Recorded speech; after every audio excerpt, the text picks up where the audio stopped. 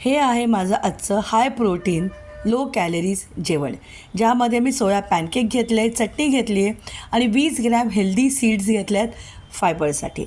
इथे वजनी 60 gram soybean chunks अर्धा तास गरम पाण्यात भिजत ठेवले होते.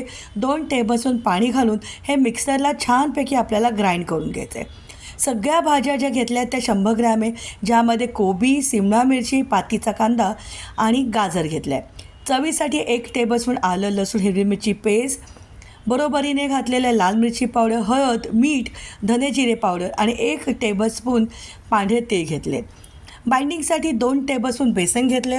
बेसन नको असेल तर तुम्ही इथे ओट्स मिक्सरला ग्राइंड करून वापरू शकतात. पाणी न घालता आपल्याला हे छानपैकी मिक्स करायचं आहे.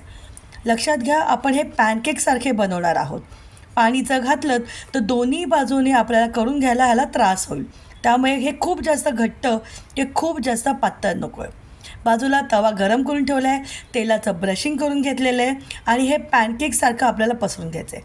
खूप जास्त मोठे नका करू, नाहीतर दुसऱ्या बाजूने आपण जेव्हा उलटं करणार आहोत हे तुटू शकतात. आपण ह्याला दोन्ही बाजूने खरपूस असे हे पॅनकेक करून घेणार आहोत. चमचा नसेल जमत तर हाताने सुद्धा थापू शकतात.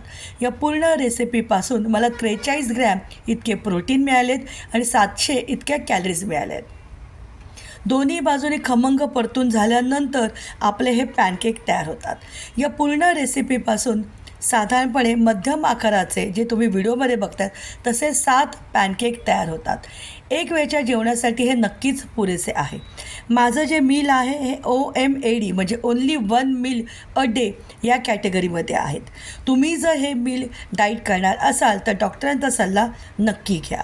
तयार झाले हेल्दी मील.